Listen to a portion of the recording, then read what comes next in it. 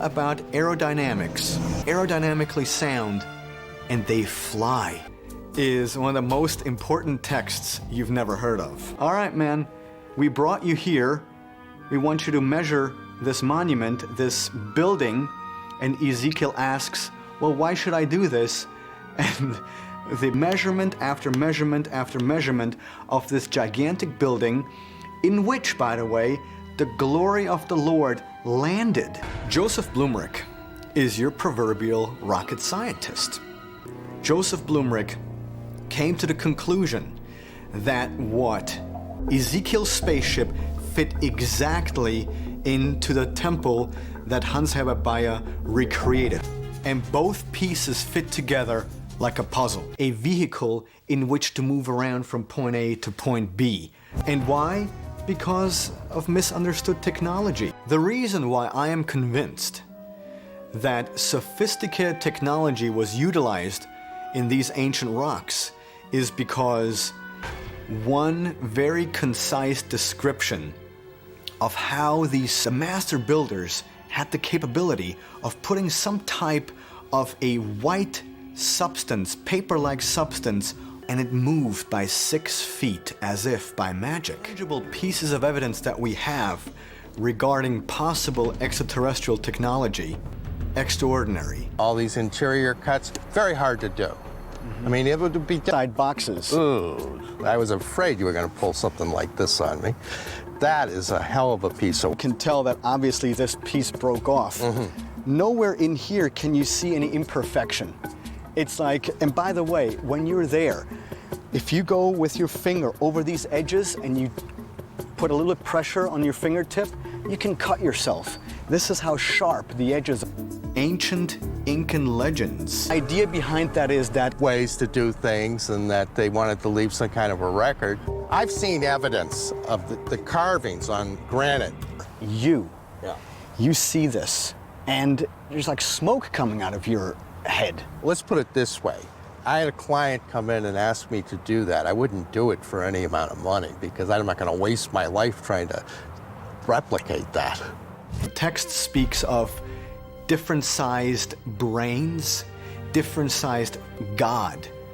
However, when looked at from a modern perspective, what is described in the Zohar isn't necessarily a God figure, but rather a type of machine, housed an extraterrestrial device. They actually built a machine. Is history repeating itself? Single hieroglyph, not a single anything. It's just there. Would have to stumble across these monuments and what we're being taught in school.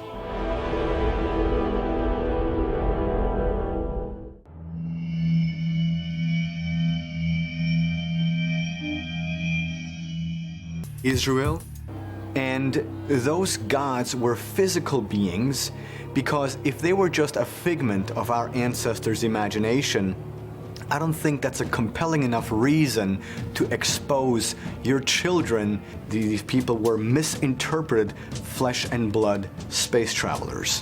Why did he do this? Because according to his writings and his poems that were written about him later on, he was visited. Is it possible that Akhenaten might have been an extraterrestrial hybrid? In a very elongated cranium, the Dogon knew about this before modern science corroborated it. I mean, that's spooky. That's simply incorrect, because we know that this story goes back hundreds of years earlier than any modern ethnologist ever went there.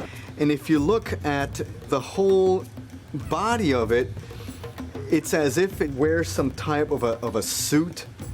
This one here also has the helmet and the visor. Their technological frame of reference was different than our technological frame of reference.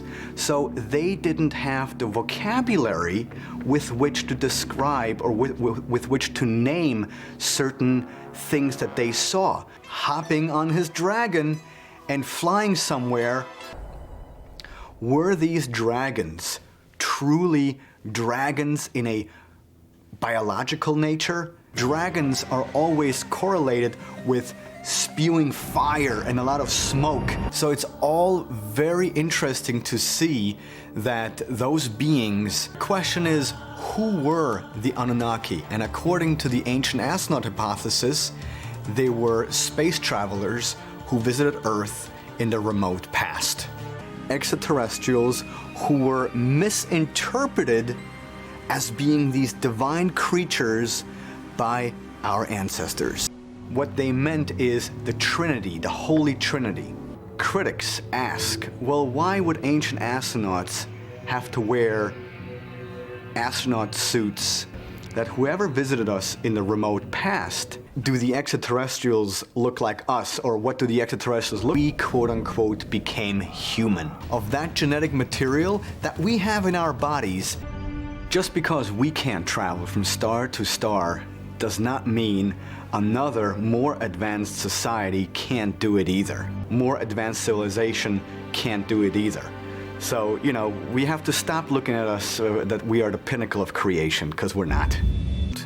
We have concise descriptions in ancient texts which say, word for word, that some beings, scientific theories or ideas that have been deemed impossible turned out to be true.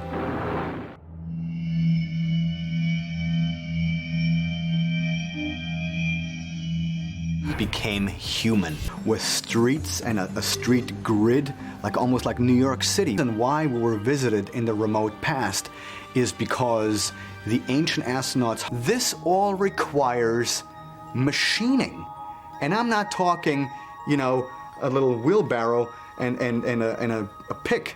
Nazca would be like a beacon, as in, come here, because the moment you come to Nazca, in the mountains of Peru, we have what's commonly referred to as the Band of Holes. Band of Holes is that you can only see it from the air.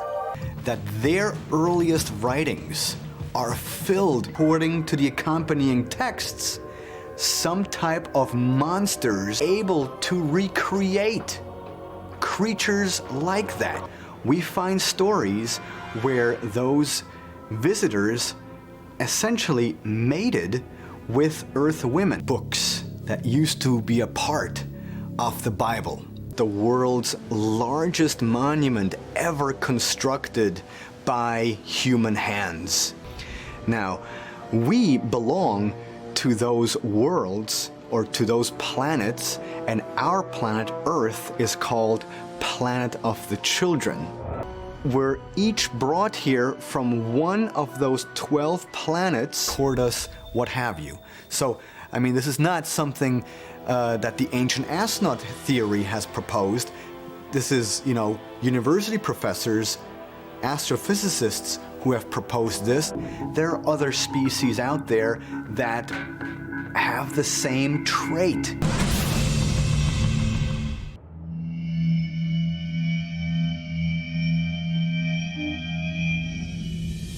All the way to today. Yet they're thousands of years old, with references not only of flying chariots, thing about suggesting that, you know, battles have explosions, but that's not really what we're looking at. All of a sudden you have higher levels of radiation in certain areas of the world, in which regular type stone gets molten into a magma state. And at one point, those three cities went to war with each other. When you read those passages, the question I ask is, what is it that our ancestors try to describe here? And here we have a similar description in an ancient biblical text where instructions were given, whatever you do, don't look back. Could it be possible that Noah's Ark was once again misunderstood technology, and Noah's Ark was a DNA bank? The program that was initiated by the London Natural History Museum. So the question arises, could it be possible that Noah's Ark wasn't necessarily a boat made out of wood if each species can be held in a tiny vial like this. Then it all becomes very logical. And once again, we have to look at it from a perspective, what did our ancestors try to describe? What did they witness? All throughout the Middle Ages, there are some magnificent paintings since before recorded history all the way to today. They saw that there was one little, pit that they thought, well, this is very tried to dig in sideways. And even that didn't work. Of the incredible flooding system. I mean, it's ingenious possibility that the Ark of the Covenant with its contents, the Ark of the Covenant housed an extraterrestrial device which was given to the Israelites during their 40-year wandering through the desert, is found at the bottom of the money pit. Well, story's over. And there was only a handful of scientists who actually proposed the idea.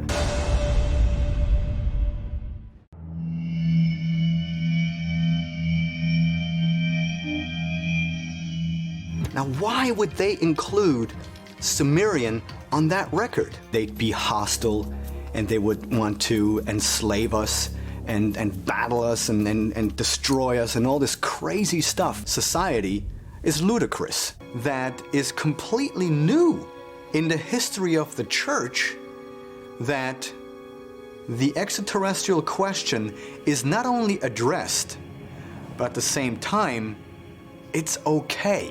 Belief in God? Not really. Main components, why we are who we are today as a species. It would lend us to believe that here we have a reference of where they might come from. One day will return.